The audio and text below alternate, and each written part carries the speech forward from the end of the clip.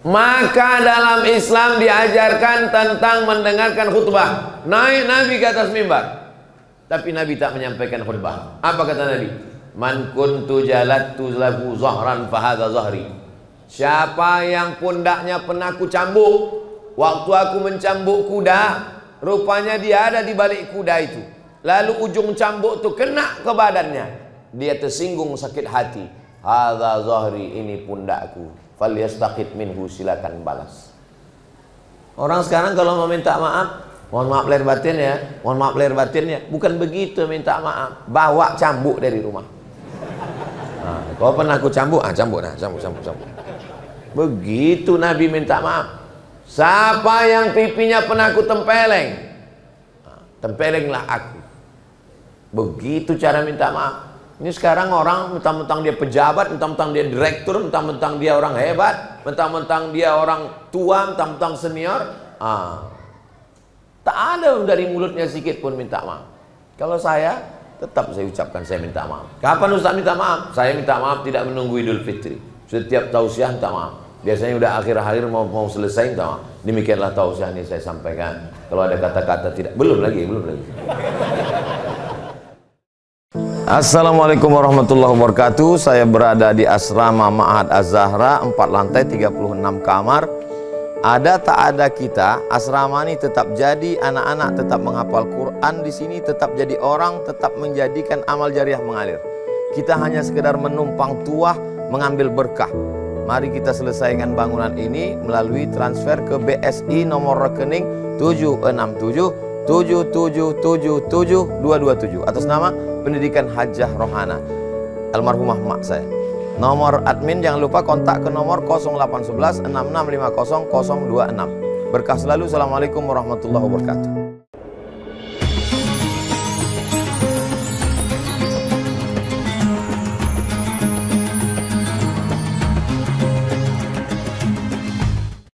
Bismillahirrahmanirrahim.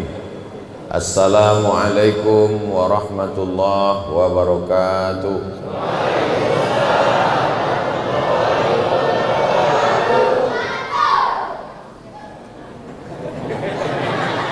Alhamdulillah.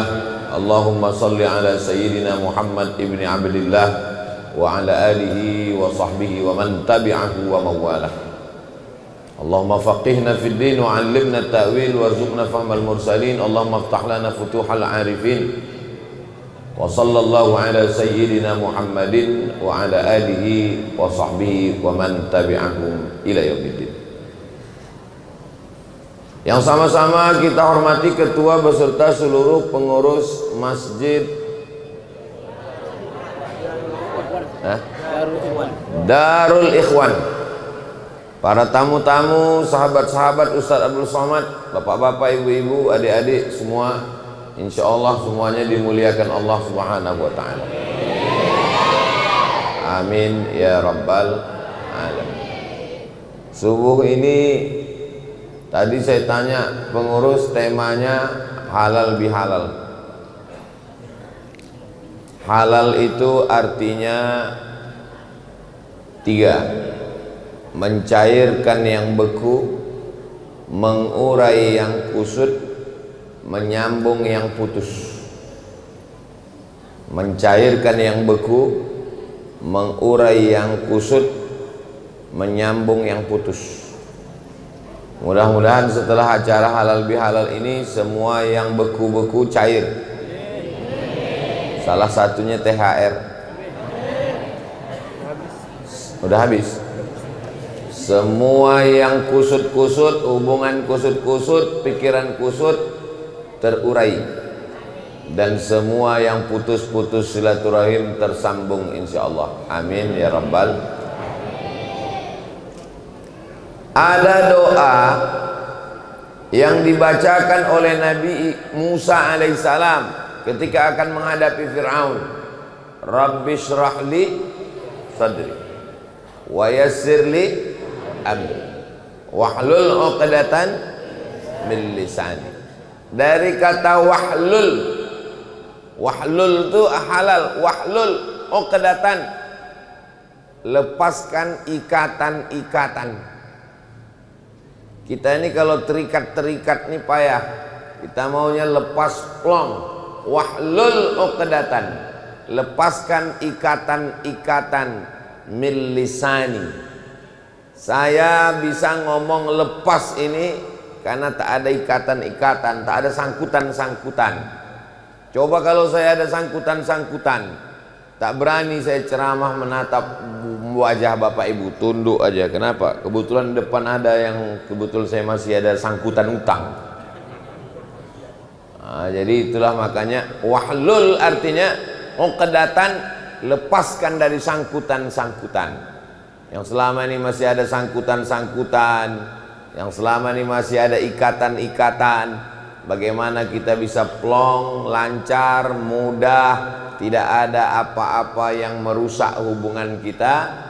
Itulah mengapa kita hadir pada subuh ini, supaya tersambung silaturahim kita insyaallah. Amin ya rabbal.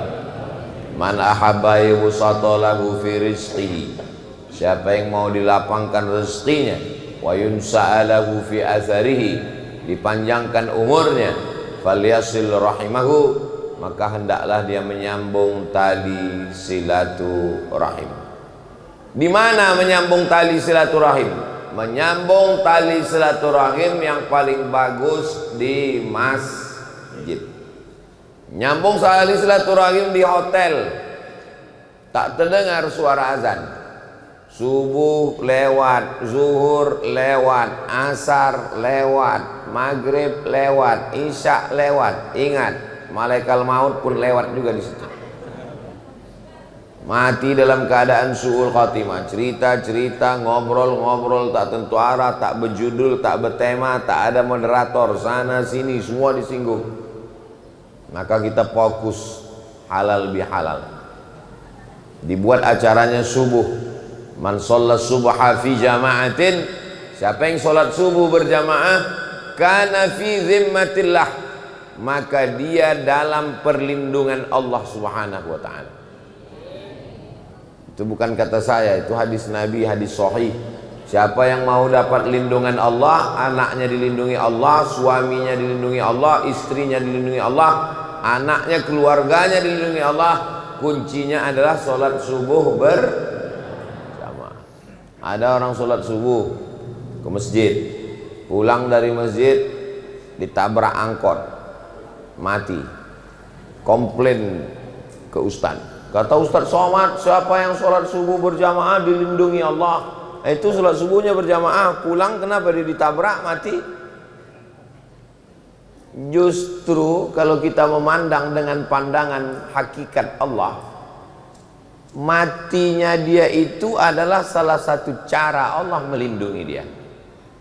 Kita kan memandang sesuatu itu menurut pandangan kita. Menurut pandangan kita, orang yang dilindungi itu selamat pergi, selamat pulang.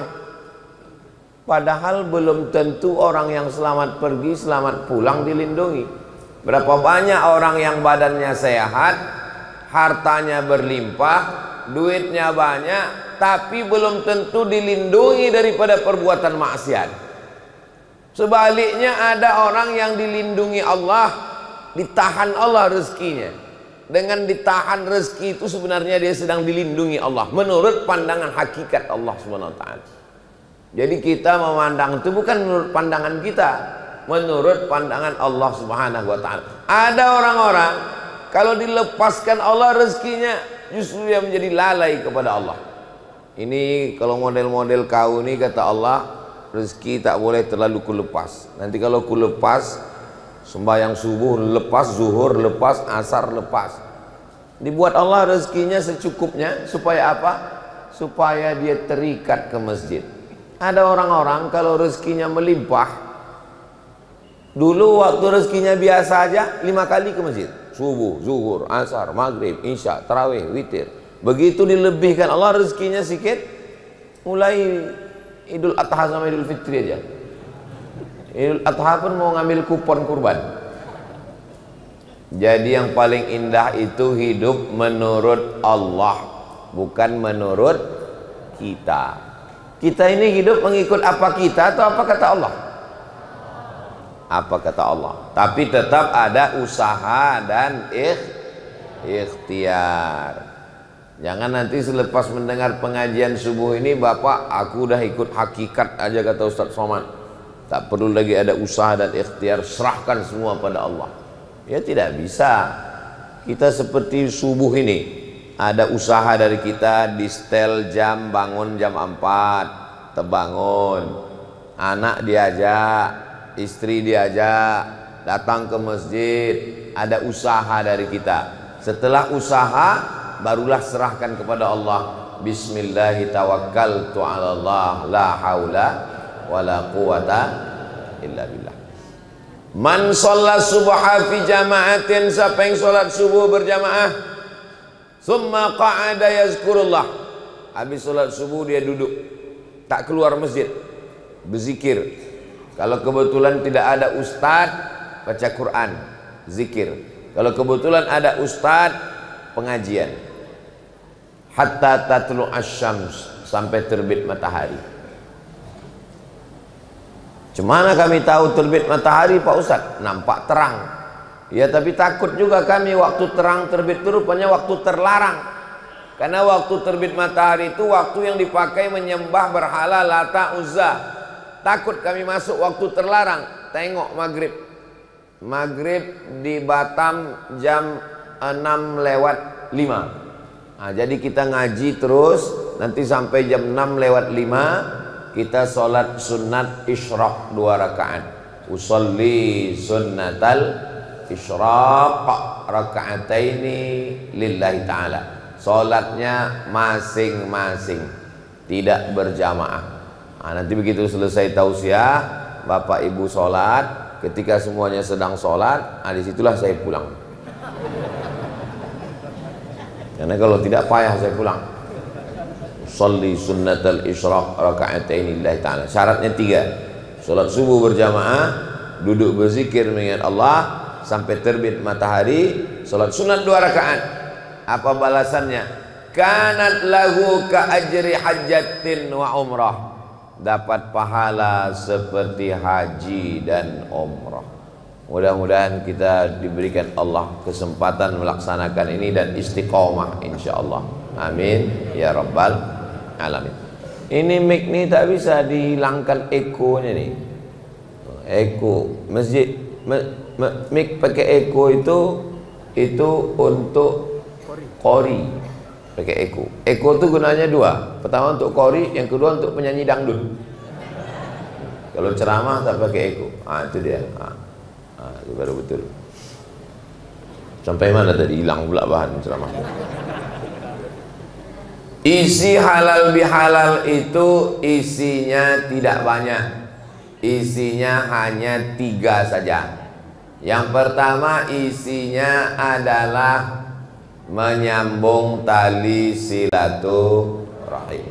Ma'amin muslimah, ini ada 2 orang muslim, yaltaqiyani berjumpa, wa yatasafahani berjabat tangan, ghufira lahuma, diampunkan dosa mereka berdua, malam yatafarraqa, sebelum berpisah. Makanya tadi saya dari mulai turun masuk ke ruang belakang, assalamualaikum Pak Haji, assalamualaikum. Ini ketua kita Pak Ustadz, assalamualaikum. Ini sesepuh kita Pak Ustadz, assalamualaikum. Kadang orang ini kalau udah salaman, 2 kali pula kita salaman Pak Ustadz. Rupanya kok 100 kali, kenapa? Bersalaman menggugurkan dosa. Tasaqat dzunubuhuma kama tasaqat awraqus syajar. Gugur dosanya macam gugurnya daun-daun pokok kayu. Banyak-banyak bersalaman, gugur macam daun pokok kayu. Tapi yang gugur itu dosa, hutang tidak. Bagaimana dengan bersalaman dengan orang yang tidak mahram?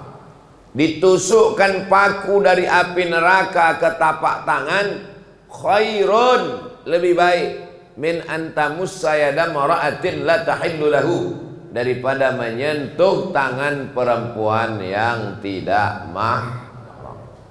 Jangan sentuh tangan perempuan yang tidak mahram. Siapa aja yang mahram kita, siapa yang tidak Pak Ustadz? Saya mahram ke atas, emak, adik emak, kakak emak, kakak ayah, adik ayah, nenek ke atas. Ke bawah anak perempuan, keponakan perempuan anak saudara, ke kanan ke kiri saudara, saudari perempuan, anak saudari perempuan, kakak perempuan, adik perempuan. Bagaimana dengan adik istri? Adik laki-laki punya istri, ipar, tidak mahram. Jadi Ustadz kan punya adik laki-laki, ya, punya istri dia, adik ipar saya. Masa Ustadz seumur-umur tak pernah salaman? Tak pernah saya bersalaman sama dia. Sejak menikah sampai anaknya sekarang sudah madrasah aliyah. Jadi yang saya ceramahkan ini, yang saya cakapkan ini saya amalkan. Banyak juga orang tahu, ipar tidak boleh katanya. Pas hari raya tengok, salaman dia sama iparnya. Pas ditanya, Ustadz kemarin di masjid kami berapi-api, Ustadz bilang tak boleh. Itu kalau ipar saya boleh. Itu namanya ceramah untuk orang, bukan untuk dia.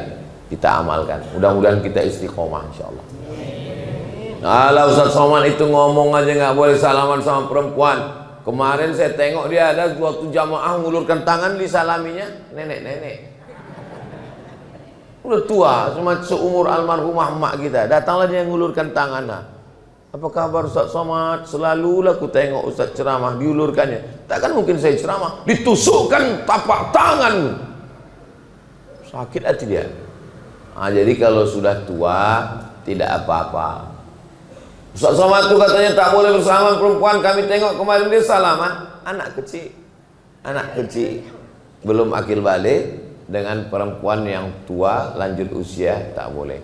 Adapun perempuan maka sesungguhnya itu adalah perbuatan yang dilarang. Mudah-mudahan yang lalu-lalu macam mana Pak Ustadz? Mudah-mudahan Allah mengampunkan segala silap salah dosa kita.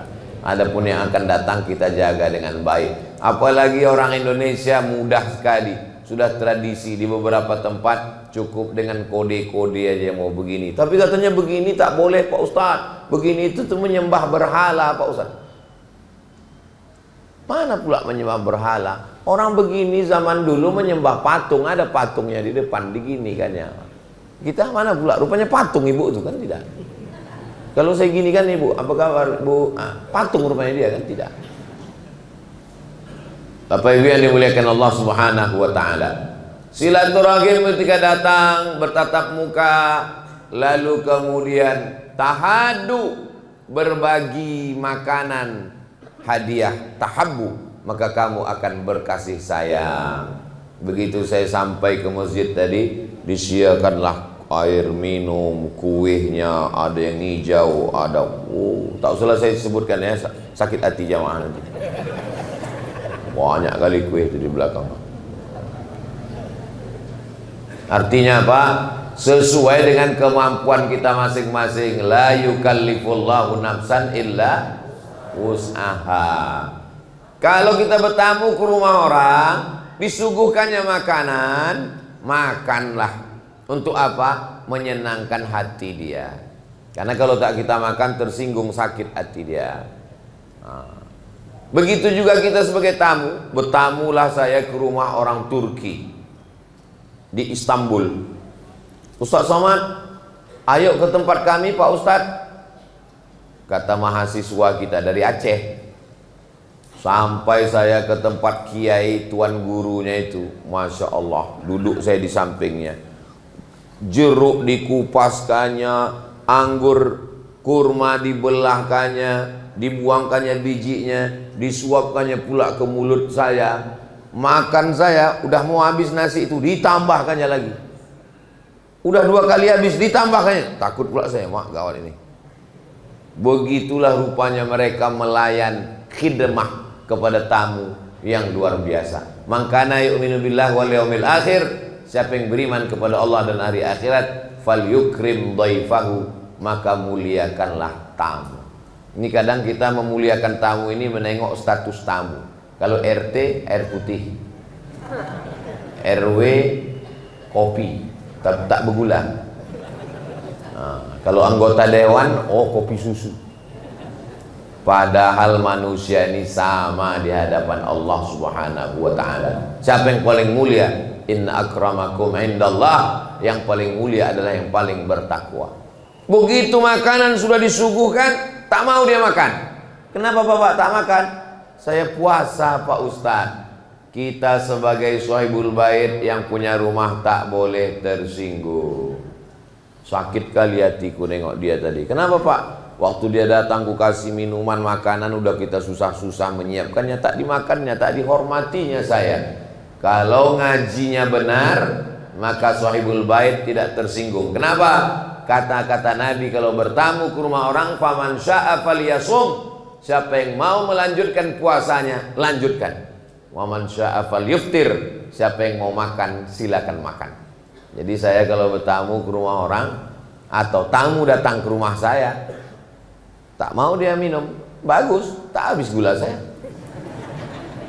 Ngapain kita sakit-sakit hati? Tak usah kita sibuk dengan sakit hati. Itu kresek-kresek itu diisi untuk masjid, yang pura-pura terlalu fokus ceramah biar itu tak isi. Naik juga ke atas adik-adik. Bapak-bapak ini tak ada bawa duit, itu di atas semua duit. Ibu-ibu yang tak ada bawa duit, masukkan semua, cincin, gelang, anting, masukkan. Bapak ibu yang dimuliakan Allah subhanahu wa ta'ala, itu semuanya untuk masjid. Ustadz Abdul Somad tidak pernah ceramah di Batam lalu duitnya dibawa untuk pembangunan pondok pesantren di Pekanbaru, tak pernah. Saya masuk ke Batam ini 2014, sekarang udah 2024, udah 10 tahun saya bolak-balik. Tak pernah kita tabligh akbar di jalan diambil duit orang Batam dibawa ke Pekanbaru untuk pembangunan pesantren, enggak. Semuanya balik ke Batam. Kenapa? Karena prinsip dakwah kita adalah beras orang Batam, duit orang Batam, baliknya juga ke fakir miskin, yatim, duafa dan Batam. Mudah-mudahan kita istiqomah dalam hal kebaikan ini insyaallah. Amin ya rabbal alamin. Kalau Ustaz Somad datang ke rumah kami, ya, lalu kami suguhkan makanan. Waktu itu Ustaz sedang puasa, Ustaz makan atau tak makan? Ya tengok dulu lauknya apa. Kalau cuma ayam goreng, saya teruskan puasa. Tapi kalau disediakannya sambal belacan, tak usahlah kita sebutkan ya, menetes pula air dulu. Artinya terserah kita mau berbuka atau tidak. Kalau puasanya puasa sunnah. Tapi kalau puasa wajib tak boleh dibatalkan. Puasa qadha ini sekarang ini masih bulan Syawal ini. Ibu yang kemarin tinggal puasanya 7 hari belum mengqadha, maka dia bisa mengqadha puasanya di bulan Syawal, otomatis dapat pahala puasa sunat Syawal. Begitu menurut mazhab Syafi'i. Mazhab apa tuh Pak Ustaz? Mazhab Syafi'i. Siapa ulamanya? Imam Zakaria Al-Ansari. Siapa yang mengutipnya? Syekh Atiyah Saqar. Apa nama kitabnya? Al-Fatawa Al-Azhar. Fatwa-fatwa Al-Azhar. Jadi niatnya puasa qadha. Saya niat puasa qadha lillahi ta'ala di bulan Syawal, otomatis qadhanya lunas dan dapat pahala puasa sunat Syawal. Bagi yang belum mengqadha, mudah-mudahan. Inilah Pak Ustadz, sebetulnya saya dari kemarin-kemarin mau mengqadha nih Pak Ustadz. Kenapa tak jadi? Masih banyak kue hari raya. Ini udah di ujung-ujung Syawal nih, tak ada alasan. Puasa qadha dia hari Senin. Hari ini hari Sabtu, besok hari Ahad, habis itu hari Senin. Puasa qadha dia hari Senin. Maka dapatnya 3. Qadhanya lunas, pahala puasa Seninnya dapat, pahala puasa Syawalnya dapat. Insya Allah orang yang mengqadha mati tidak meninggalkan hutang. Man mata, siapa yang mati, wa alaihi siyamun, punya utang puasa, shoma anhu waliyuhu, ahli warisnya wajib menggantikan puasanya. Jangan sampai meninggalkan utang puasa. Utang puasa tak bisa dibayar dengan umrah. Utang puasa tak bisa dibayar dengan sodako. Utang puasa tak bisa dibayar dengan istighfar. Man mata, siapa yang mati, wa alaihi siyamun, punya utang puasa, shoma anhu waliyuhu, ahli warisnya wajib mengqadhakan, menggantikan puasanya. Ibu-ibu yang ada utang puasa, udah 2 kali Ustadz menyebut ibu utang puasa, ibu utang puasa, karena memang ibu-ibu pasti ada utang puasa 7 hari. Lakinya tak ada disebut, rupanya lakinya punya utang 70 hari. Bayar, jangan sampai menghadap Allah berutang. Bapak ibu sekalian, kalau almarhum ini ada hutang, tolong datang ke ahli waris. Begitu takutnya anak-anak berutang orang tuanya, padahal hutang yang lebih wajib dibayarkan, fadainullah ahaqqu an yuqda. Hutang kepada Allah lebih berhak untuk dibayarkan. Hutang kepada manusia itu wajib, tapi ada yang lebih wajib lagi adalah hutang kepada Allah Subhanahu wa ta'ala. Kalau menyambung tali silaturahim, bersalaman, at'imut ta'am, kasih makanan, jangan membicarakan yang tak penting. Jadi kalau kita bertamu ke rumah orang, assalamualaikum, apa kabar, sehat, isinya watawasau bil haq watawasau bis sabr. Jangan bercakap yang tak tentu arah, semua dibahas macam mesin pompong rusak. Semua dibahas, dari mulai masalah politik, ekonomi, sosial, budaya, pertahanan, keamanan. Habis bahan, ulang balik, habis waktu. Innal insana lafi khusr. Orang yang bertamu itu rugi semua. Yang menerima tamu rugi, yang datang pun rugi. Illal ladzina amanu, kecuali yang beriman, wa amilus solihati, beramal soleh, wa tawasau bil haq wa tawasau bis sabr, saling nasihat menasihati. Termasuklah subuh ini adalah saling nasihat menasihati. Mudah-mudahan apa yang saya sampaikan ini, saya yang menyampaikan, yang tausiah, yang ceramah ini mengamalkannya, diamalkan oleh bapak ibu sampai anak cucu, sampai hari kiamat menjadi amal jariah insyaallah. Amin ya rabbal. Bagaimana orang yang tarawihnya kemarin full, witirnya penuh, hatam Quran 3 kali, tapi belum menyambung silaturahim, la yadkhulul jannah, tak masuk surga. Qati'ur rahim, orang yang memutus tali silaturahim tidak masuk surga. Hadisnya kualitas paling tinggi, ada dalam Sahih Bukhari, ada dalam Sahih Muslim. Tak masuk surga orang yang memutus tali silaturahim. Alhamdulillah, masjid kita memfasilitasi untuk bersilaturahim, dibuat acaranya subuh, namanya halal bihalal. Kemarin kita datang ke rumah dia, rupanya dia pulang kampung. Dia datang ke rumah kita tak ada pula di rumah. Datang lagi sekali lagi ke rumah dia silaturahim pula ke keluarganya. Datang lagi dia ke rumah kita silaturahim pula ke kebun binatang. Kalau silaturahim itu datangi keluarga untuk mengenalkan anak-anak. Ini rumah siapa, Mak? Ini rumah siapa ya? Ayah saya sama ayah bapak ini adik beradik. Jadi kalau ayah kita sama ayah dia adik beradik, apa namanya itu? Itu namanya sewali. Kalau sepupu itu emak saya sama emak dia adik beradik, itu namanya sepupu. Kalau ayah saya sama ayah dia adik beradik, itu namanya sewali. Kenapa disebut sewali? Karena kalau ayah saya mati, adik saya perempuan, dia bisa menjadi wali.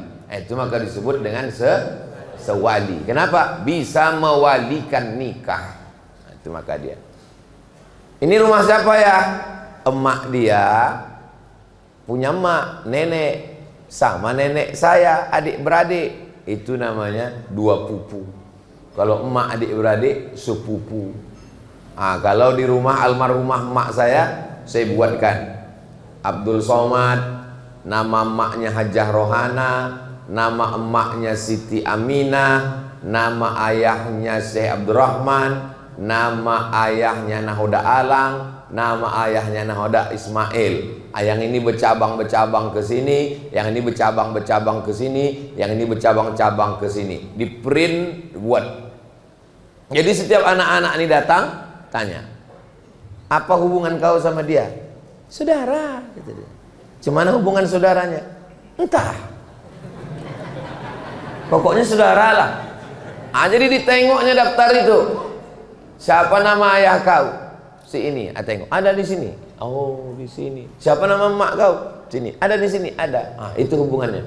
Oh, begitu hubungan kami. Jangan sampai anak-anak kita ini tak tahu. Tak tahu dia. Siapa itu? Siapa ya? Pergilah saya ceramah ke PTP. Sampai di PTP itu, baik sekali bapak di PTP ini. Padahal umurnya di atas saya. Diciumnya tangan saya. Saya tarik, segan saya. Saya kalau orang tua mencium tangan, segan saya. Sebaya, kecuali anak-anak itu untuk adab. Saya tarik.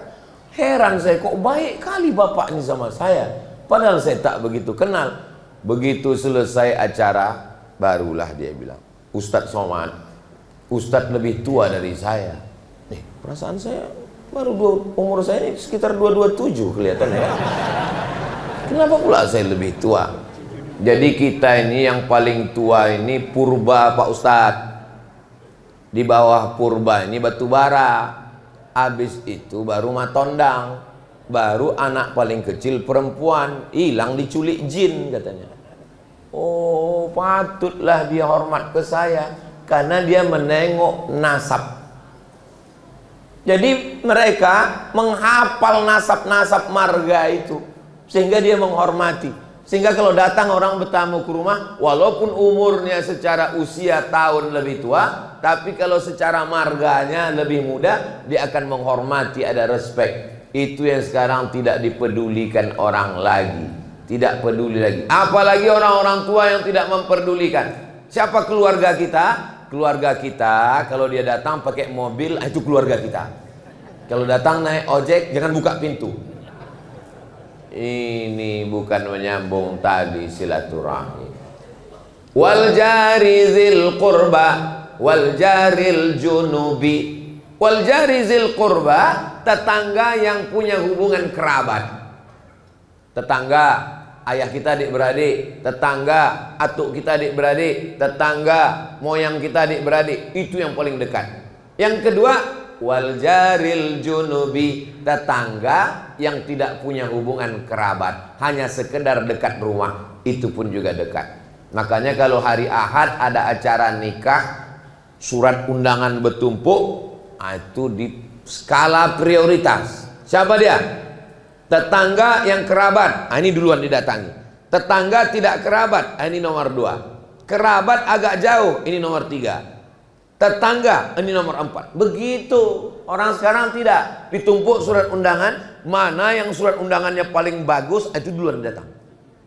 Ini PNS, ini swasta. PNS dulu. Ini pejabat dulu. Ini bukan ajaran Islam.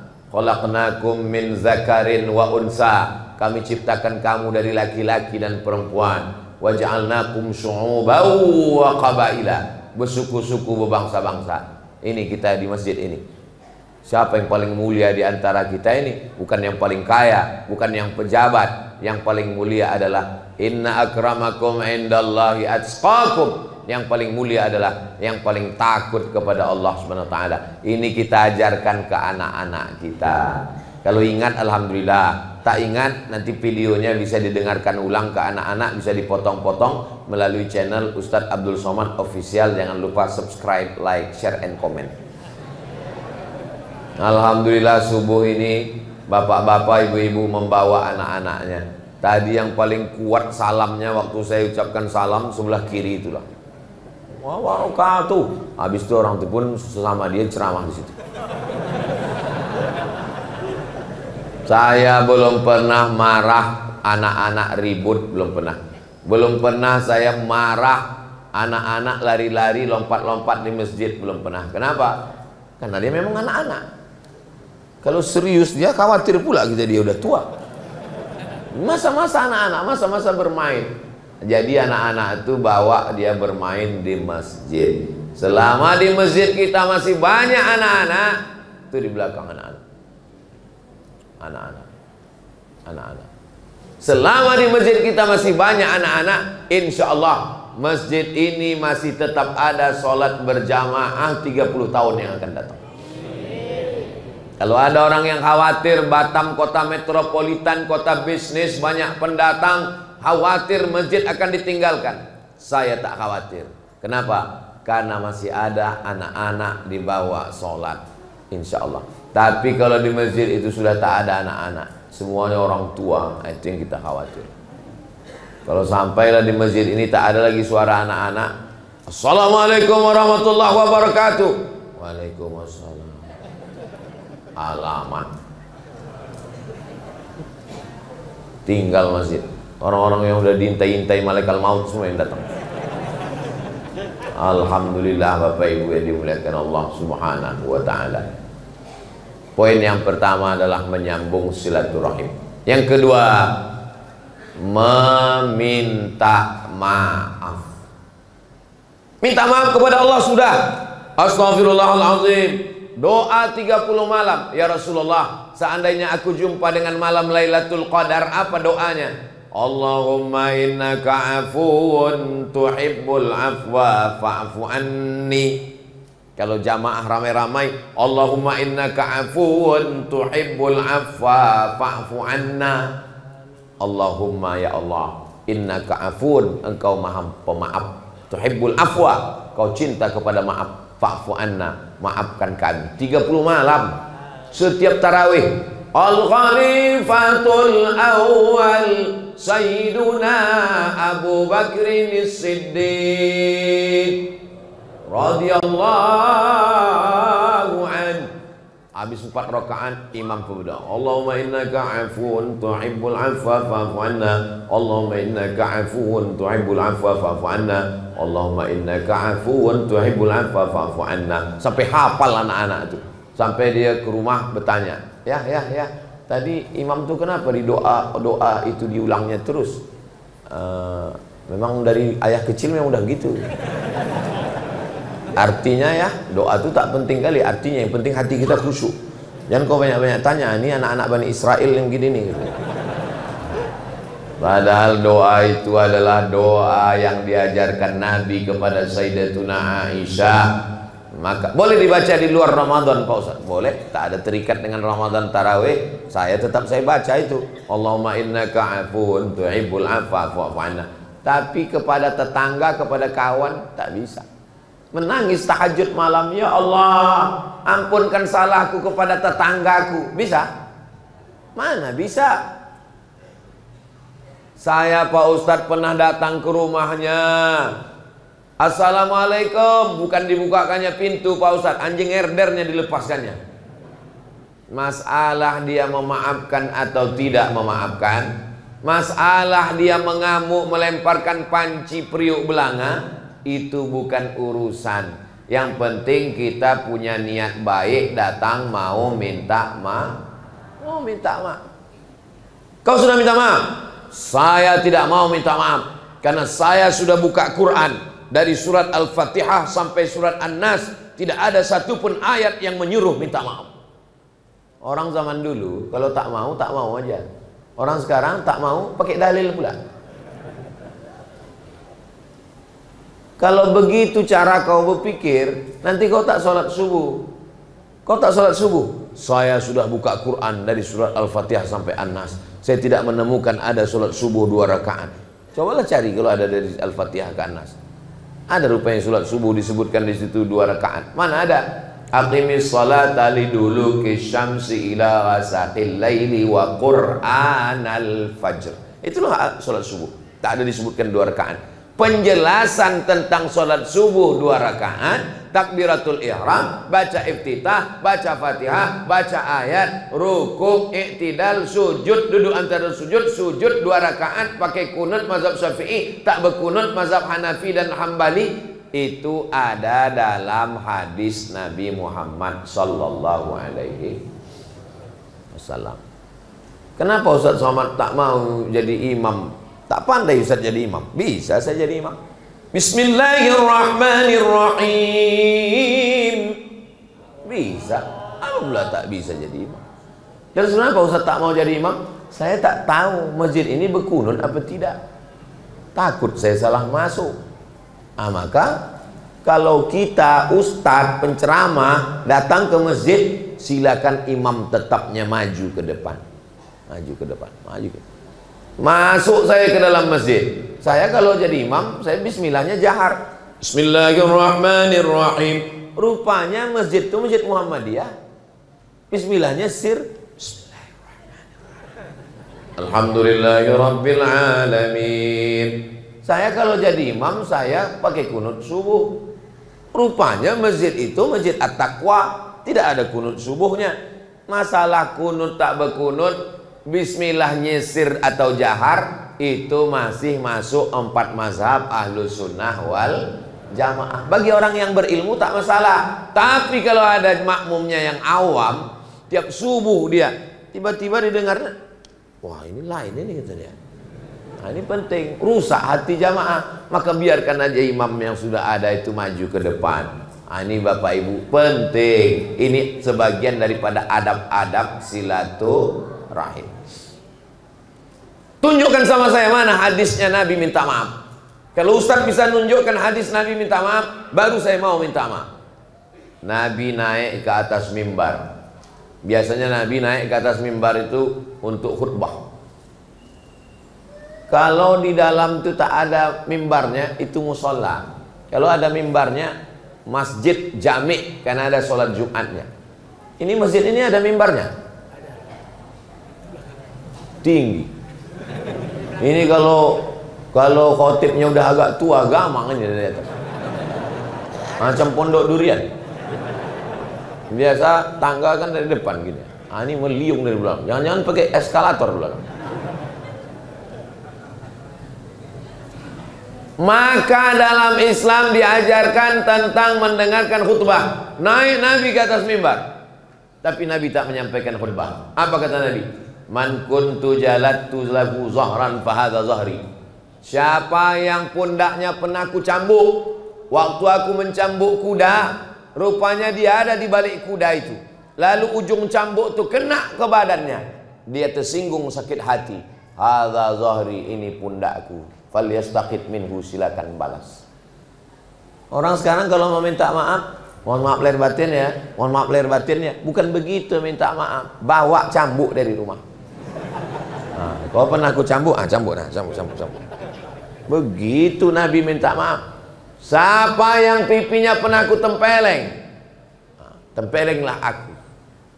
Begitu cara minta maaf. Ini sekarang orang mentang-mentang dia pejabat, mentang-mentang dia direktur, mentang-mentang dia orang hebat, mentang-mentang dia orang tua, mentang-mentang senior,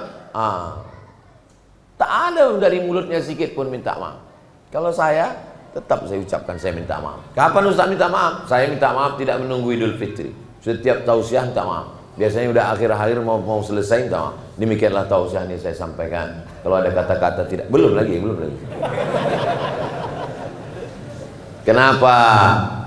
Karena nanti di padang mahsyar berkumpul semua umat Nabi Muhammad sallallahu alaihi wasallam.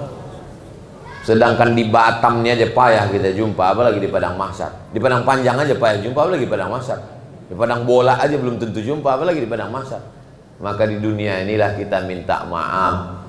Tak bisa pulang kampung Pak Ustadz. Kami kerja di Batam, duit tak cukup Pak Ustadz. Video call.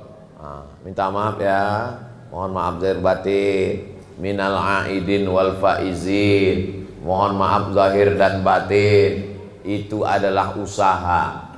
Lalu kemudian Nabi SAW menunjuk dadanya. Apa kata Nabi? Man kuntu syatamtu lahu irdan. Siapa yang pernah kucaci maki, sumpah serapah, tersinggung dengan kata-kataku, hadza irdi, ini harga diri Muhammad, falyastaqit minhu, silakan balas.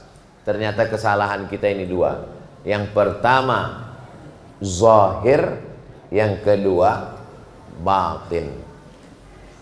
Habis saya bersalaman dengan bapak, habis itu saya pergi. Assalamualaikum Pak Haji, kita jumpa lagi ya. Assalamualaikum, saya pergi. Waktu saya pergi itu apa yang nampak?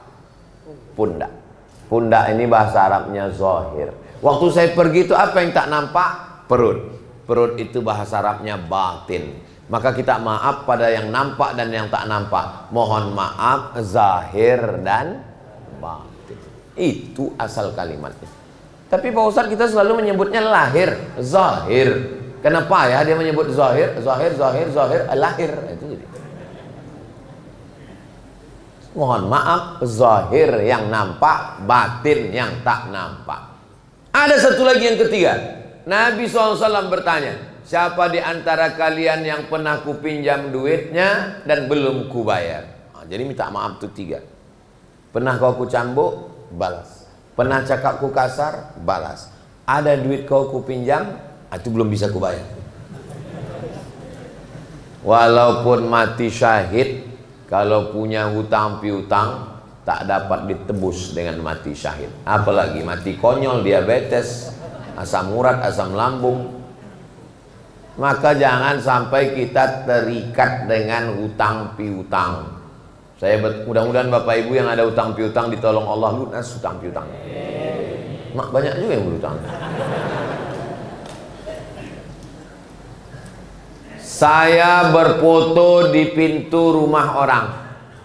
Di atasnya ada tulisan, meminjamkan uang menambah musuh.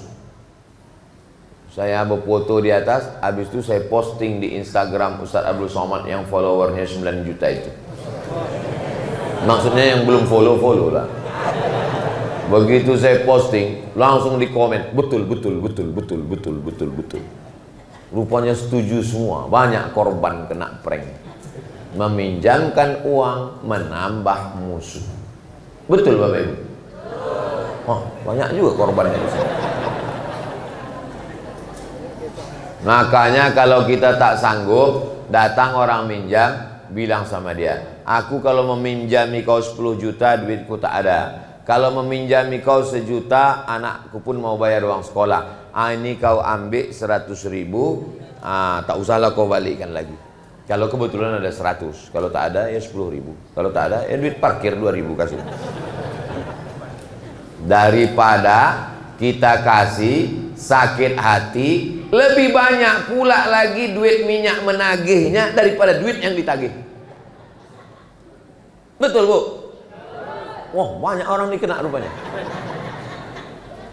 Makanya ayat yang paling panjang dalam Al-Quran, 1 halaman full penuh. Bukan ayat tentang puasa Ramadan walaupun puasa sebulan. Bukan ayat tentang haji walaupun haji pergi sebulan ke Makkah. Tapi ayat yang paling panjang adalah ayat tentang hutang. Hutang tak selesai dengan minta maaf. Hutang mesti dibayar. Pisang emas bawa berlayar, masak sebiji dalam peti, hutang emas dapat dibayar, hutang budi dibawa. Jangan sampai terutang budi. Bapak Ibu yang dimuliakan Allah Subhanahu wa taala. Ketika Nabi mengatakan balaslah siapa yang pernah kena cambuk, tak ada sahabat minta balas. Balaslah siapa yang pernah tersinggung, tak ada sahabat minta balas. Tapi waktu Nabi mengatakan siapa yang ada kupinjam duitnya, sahabat Nabi minta balas, minta bayar. Innalaka alayya 3 darahim. Engkau punya utang 3 dirham. Duit zaman Nabi tak ada duit kertas. Duit cuma 2. Duit emas namanya dinar, duit perak namanya dirham. Innalaka alayya 3 darahim. Kau punya utang 3 dirham ya Rasulullah. Kata Nabi kepada sepupunya Fadl, saudara sewalinya Fadl bin Abbas. Ayah mereka adik-beradik. Nama ayah Nabi Abdullah, nama ayah Fadl Abbas. Abbas dengan Abdullah adik-beradik sama-sama Abdul Muttalib, anak Abdul Muttalib. Irfa' ya Fadl, hai Fadl, tolong bayarkan. Maka dibayarkanlah hutang Nabi Muhammad sallallahu alaihi wasallam. Jangan sampai mati meninggalkan hutang. Dulu orang berutang tak banyak. Itu mengapa orang yang berutang zaman dulu ditolong dibayarkan dengan zakat. Ada 1 asnaf zakat untuk orang yang berutang. Innamas shadaqatu lil fuqara wal masakin wal amilina 'alaiha wal mu'allafati qulubuhum wa fir riqab wal gharimin wa fi sabilillah wa ibn sabil. Yang nomor 6, orang yang berutang.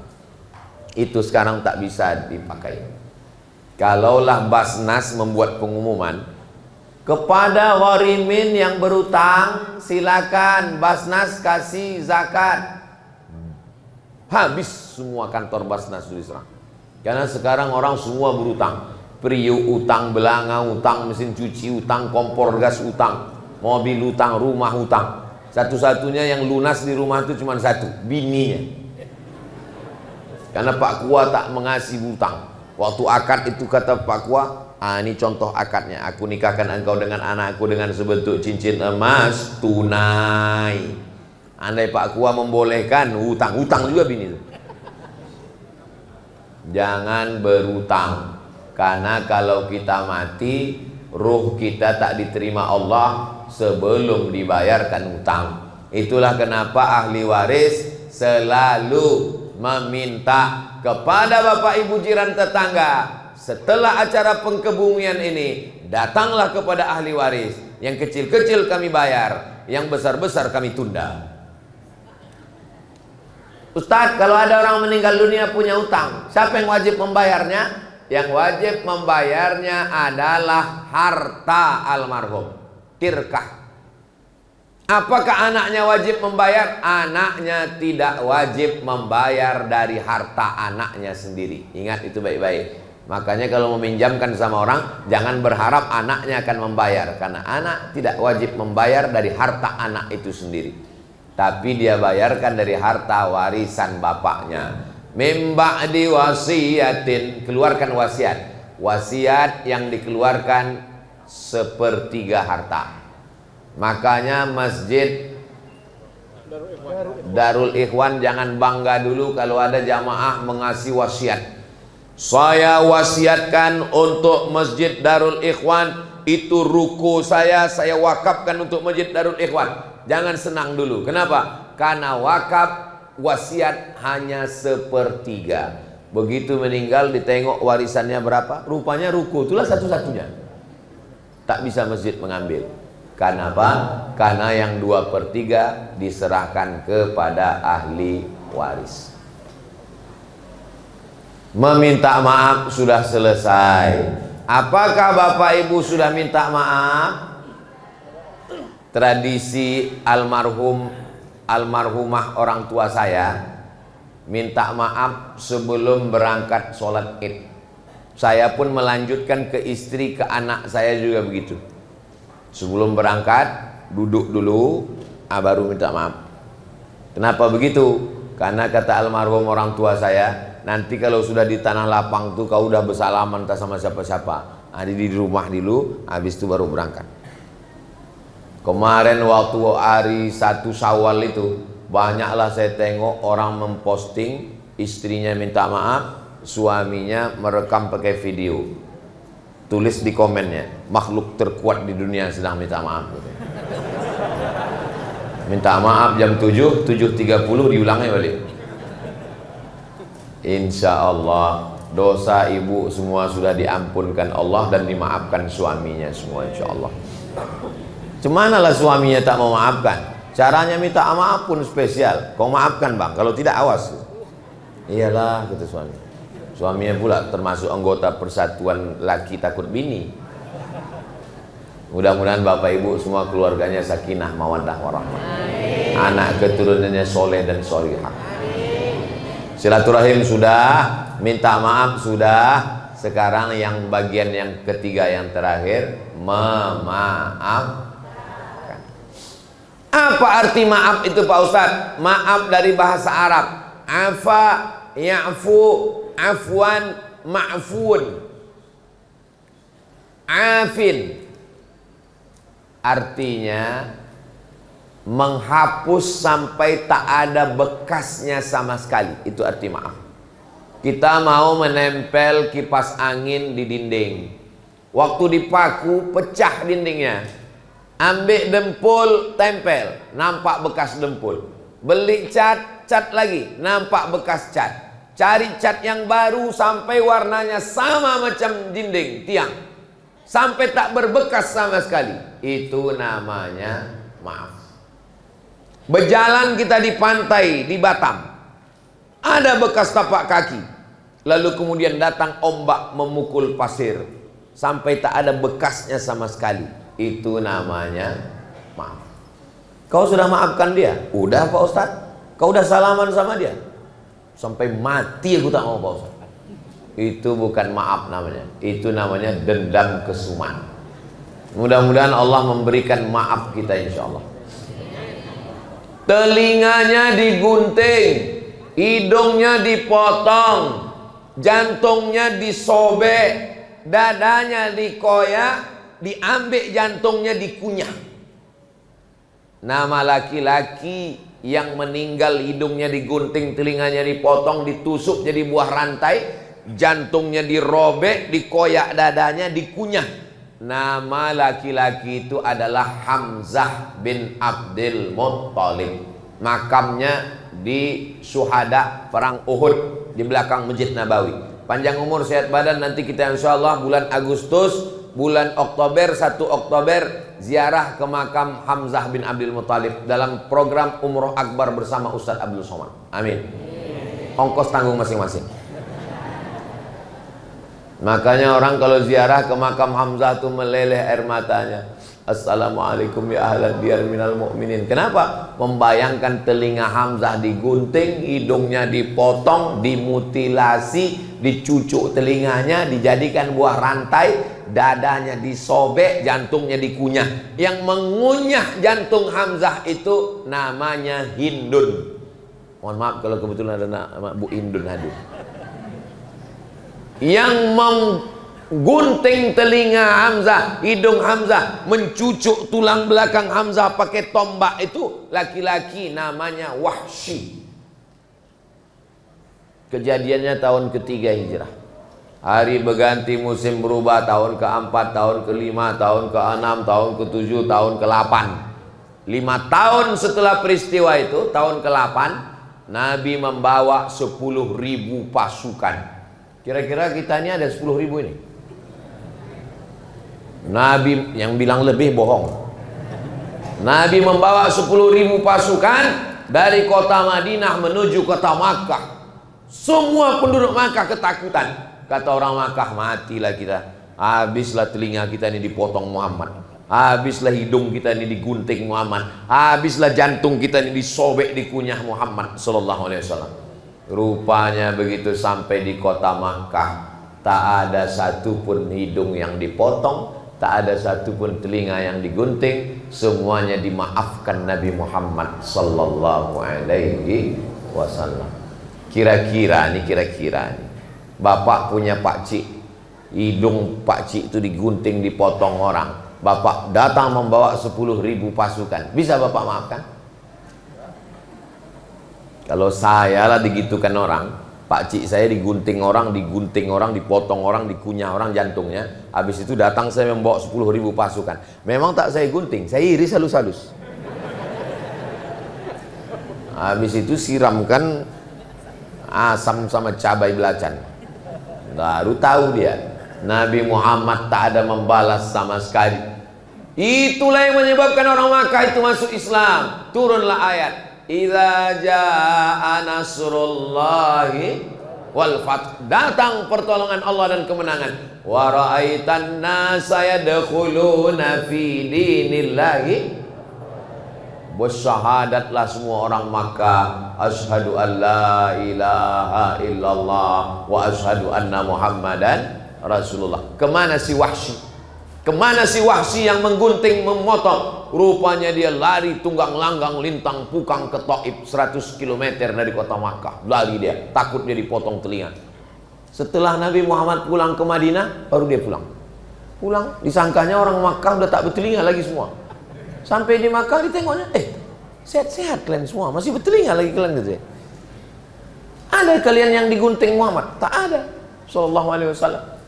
Akhirnya Wahsy masuk Islam, datang dia ke kota Madinah menjumpai Nabi, mau minta maaf. Sampai di Madinah dijumpainya Nabi, Nabi bertanya, "Anta Wahsy? Kau Wahsy?" "Naam, ya aku Wahsy." "Qatalta Hamzah? Kau yang sesudah membunuh Hamzah?" "Ya." Nabi memegang dadanya, menguatkan imannya, la ilaha illallah Muhammadur Rasulullah sallallahu alaihi wasallam. Apa kata Nabi kepada Wahsy? Aghib wajhaka anni. Wahai Wahsy, tolong kau palingkan wajahmu dariku. Banyak komentar ulama tentang ucapan palingkan wajahmu dariku. Ada yang mengatakan Nabi dendam. Nauzubillah, Nabi tidak dendam. Lalu kenapa Nabi menyuruh Wahsy memalingkan wajahnya? Karena menengok wajah Wahsy, sedih hati Nabi, terbayang wajah pakciknya Sayyidina Hamzah bin Abdul Muttalib. Sholat Nabi dengan sholat kita sama, Quran Nabi dengan Quran kita sama, tarawih Nabi dengan tarawih kita sama. Yang bedanya apa? Memaafkan orang lain. Kalau ditengok dari tatapan wajah bapak-bapak ibu ini semua, ini adalah wajah-wajah yang nggak tahu juga ya, entah maafkan. Doakan supaya Ustaz Abdul Somad yang ceramah ini bisa memaafkan orang lain. Itu kan Nabi Pak Ustadz. Kita ini bukan Nabi Pak Ustadz. Iyalah yang Ustadz cakapkan tadi itu kan Nabi. 1000 dalil disampaikan Ustadz. Kalau orang tak mau mengamalkan, 1001 dalih. 1001 dalil disampaikan Ustadz. Kalau orang tak mau mengamalkan, dia akan pakai 1002 dalih. Tapi kalau dia mau mengamalkan, ada orang Indonesia yang bisa memaafkan Pak Ustadz? Ada. Dimasukkan ke penjara, disiksa, disetrum, dicaci, dimaki, dihina, masuk ke dalam penjara. Sampai akhirnya rezim tumbang, keluar dia dari penjara. Haji Abdul Malik Karim Amrullah. Kalau mau lengkapnya, baca buku tulisan anaknya namanya Irfan Hamka. Judul bukunya Ayah. Masih ada buku itu Pak Ustadz? Masih ada, dicetak Republika. Oh, Ustadz iklan buku, saya tak ada dapat royalti dari situ. Tapi saya suka buku itu. Saya beli, saya baca. Masya Allah, bisa dia memaafkan orang lain. Dia sedang duduk di rumah sama anak, istri, sama cucu-cucu. Datang tamu. Assalamualaikum. Waalaikumsalam. Ini ada surat wasiat Buya. Apa isinya? Nanti kalau aku mati, tolong yang jadi imam sholatku, sholat jenazah adalah Haji Abdul Malik Karim Amrullah. Saya waktu membaca itu menetes air mata saya. Sanggup pula Buya Hamka menyolatkan jenazah orang yang sudah memenjarakan dia. Allahu Akbar. Kalau saya tak sanggup saya itu. Lalu datanglah orang membawa surat, Ustadz tolong sholatkan orang ini jenazah yang udah mencaci maki, menyumpah serapah. Carilah Ustadz lain udah. Nah, sanggup aku. Karena kalau saya tetap juga memaksakan sholat jenazah dia, mungkin doanya tetap sama, Allah maghfirlahu, cuman bunyinya lain, Allah maghfirlahu. Kenapa? Karena hati kita, patutlah Buya Hamka itu namanya harum semerbak. Kenapa? Karena maafnya. Tapi jangan bayangkan Buya Hamka itu orangnya letoy, loyo. Buya Hamka itu orangnya tegas. Buya Hamka itu pemarah Pak Ustadz. Oh, kalau tepat pada pengamuk juga dia. Waktu dia naik kapal laut, belum ada pesawat, naik kapal laut pergi ke Makkah, sampai di pelabuhan Teluk Bayur dari Jakarta, ada orang yang melarang tak boleh sholat berjamaah di kapal. Datang orang melapor, Buya, kita tak boleh sholat berjamaah di kapal. Itu orang tuh marah. Datang Buya Hamka, dijumpainya. Mana orang yang melarang sholat berjamaah di kapal ini? Apa ang kurang aja, mak ang kurang aja, datuk nini ang kurang aja, Buya Hamka. Coba baca dalam buku Ayah ditulis oleh Irfan Hamka. Jadi Buya Hamka itu juga orangnya luar biasa. Tapi kalau dalam masalah memaafkan orang lain, marah ulama-ulama se-Indonesia. Kenapa Buya memaafkan orang ini? Dia sudah memenjarakan ini orang. Apa kata Buya Hamka? Kalau tak dipenjarakannya saya, tak jadi tafsir Al-Azhar. Tafsir Al-Azhar itu ditulis oleh Buya Hamka di dalam penjara. Orang menyangka kalau dia dipenjarakan dia akan stres, kalau dipenjarakan dia akan depresi, kalau dipenjarakan dia akan bunuh diri, kalau dipenjarakan dia akan suntuk.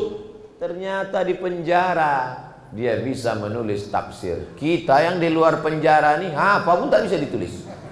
Kenapa? Karena hati dan pikiran kita terpenjara. Buya Hamka badannya bisa kau penjara, tapi hatinya terbang cakrawala, menembus awan.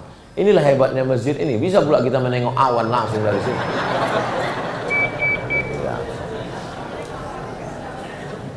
Hebatnya lagi masjid Darul Ikhwan ini, terbit matahari berbunyi langsung. Tit-tit. Nah, itu menunjukkan waktu sudah habis. Kalau Tuhan suka menyanyi, jangan pula menyanyikan sayur kubis. Kalau udah ada keluar bunyi, itu tanda waktu sudah habis. Ala hazihin niyah wa kulli niyatin salihah. Al-Fatihah. A'udzubillahi minasyaitonir rajim. Bismillahirrahmanirrahim. Alhamdulillahi rabbil alamin. Ar-Rahmanir Rahim. Maliki yaumiddin. Iyyaka na'budu wa iyyaka nasta'in. Ihdinas siratal mustaqim. Siratal ladzina an'amta 'alaihim ghairil maghdubi 'alaihim waladdallin. Amin. Allahumma ja'alna minal 'afina 'anil nas.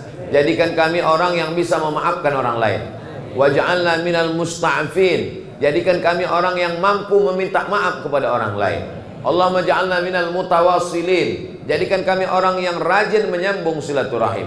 Rabbana ighfir lana dzunubana, ampunkan dosa kami, wali abaina, ayah kami, wali ummahatina, emak kami, wali azwajina, pasangan hidup kami, wali dzurriyyatina, anak cucu keturunan kami, wali masyaikhina, guru-guru kami, wali man hadarana, semua yang hadir di Masjid Darul Ikhwan ini, wali man syarakana wa syahadana, semua saudara kami yang mengikuti kajian ini melalui streaming dari jarak jauh, ampunkan juga silap salah dosanya ya Allah. Allahumma astur uyubana, tutupi aib kami di hadapan manusia dan di hadapan-Mu ya Allah. Allahumma khtim bis salihati a'malana, tutup amal kami dengan husnul khatimah.